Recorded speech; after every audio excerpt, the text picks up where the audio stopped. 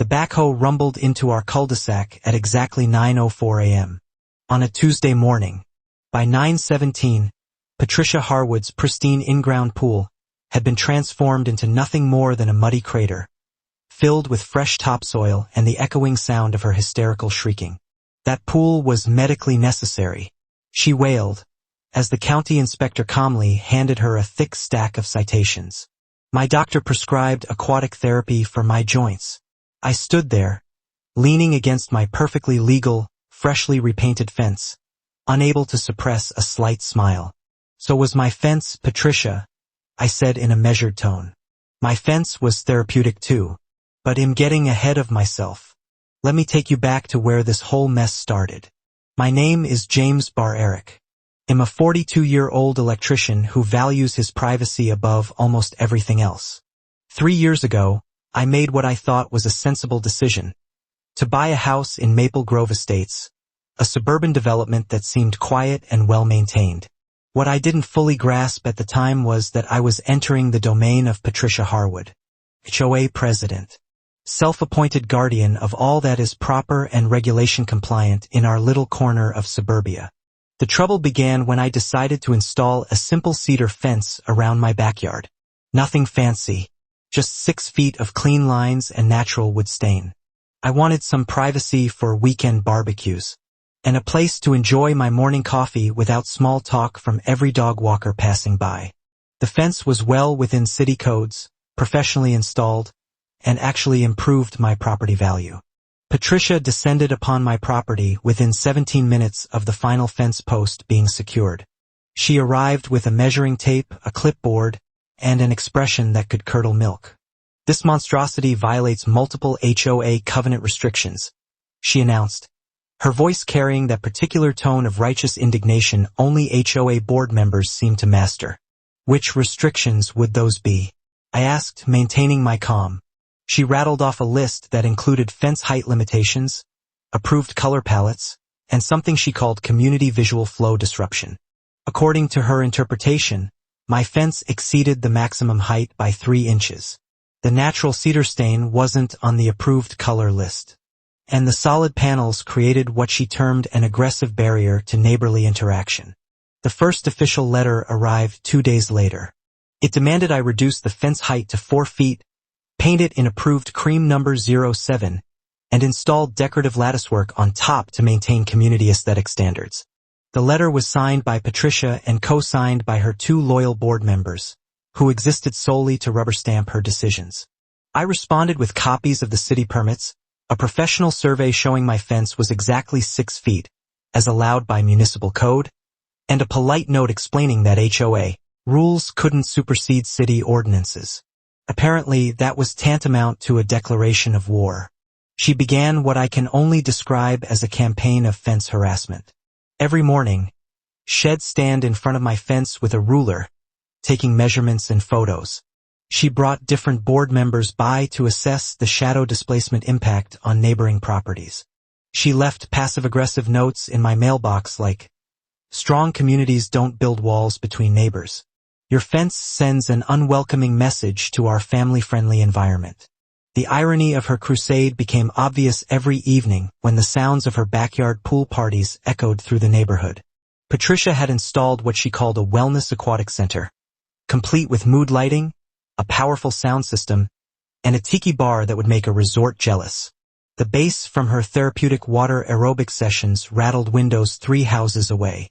After 2 months of her fence fixation, I decided to do what I do best, research electrical and building codes. What I discovered about Patricia's pool paradise was illuminating. The entire structure had been built without proper permits. The electrical work hadn't been inspected. The pool house exceeded size restrictions. Most damning of all, the pool's placement violated setback requirements and actually encroached on HOA common green space by nearly 4 feet. But the real gold mine came from my neighbor Tom, a drone photography enthusiast. He had inadvertently captured footage of Patricia's pool installation at night. Concrete poured at 2 a.m. The pool house assembled at midnight. Electrical connections made in total darkness, with no permits or inspections. Armed with this, I filed formal complaints with 3 separate entities. County Zoning Board for setback and encroachment violations. Environmental Protection Agency for potential chemical runoff. The HOA Compliance Committee about their own president. Patricia's reaction when she got the notices? Legendary. She stormed over, face redder than an unripe tomato. "You did this," she screamed, waving the papers in my face. "This is retaliation for the fence." "I simply reported violations of community standards," I replied calmly. "Isn't that what concerned neighbors are supposed to do?" The county inspector arrived the following week. The inspection was brutal. No permits. A retaining wall that failed structural requirements. A chemical storage shed violating hazmat regulations. Electrical work that posed a fire hazard. Decorative fountains connected without backflow prevention. The inspector gave her 2 options. Remove everything within 30 days. Or the county would handle it and send her the bill. She chose to fight. Filed appeals. Hired a lawyer. Rallied the neighborhood with a petition about government overreach. But what she didn't realize, her own HOA bylaws, which she had personally written, had a clause for emergency environmental mitigation. When she ignored the removal deadline, I called a special board meeting. Presented the inspection reports. The vote was unanimous. Even her usual supporters sided with me. The HOA's insurance company had already threatened to cancel coverage.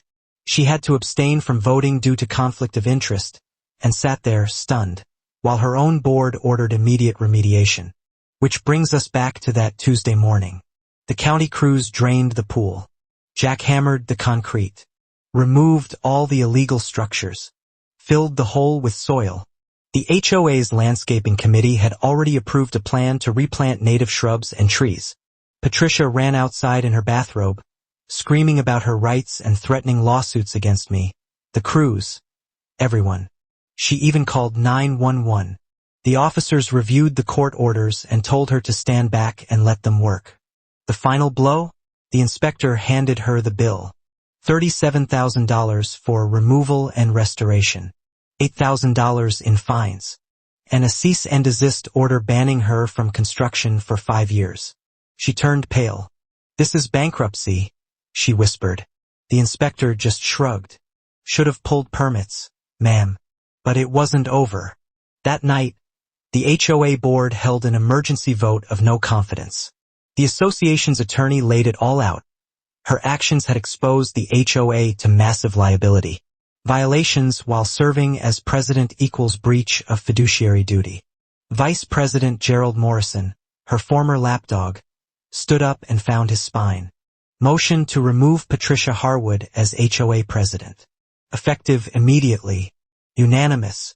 Patricia sat frozen, mouth opening and closing like a fish. "You can't do this," she whispered. "I built this community. I maintained our standards." Gerald replied, "You maintained a double standard. And it ends today." The final hit came the next morning. Her employer, a property management company, called her in. Word of her HOA scandal had reached them. A property manager who ignored building laws while abusing power? They couldn't afford the liability. She left that meeting unemployed, carrying a cardboard box and a termination letter that read, "Conduct unbecoming a property management professional." And for the first time in 3 years, I saw something real from Patricia Harwood. Tears streaming down her face as she loaded her car and drove away,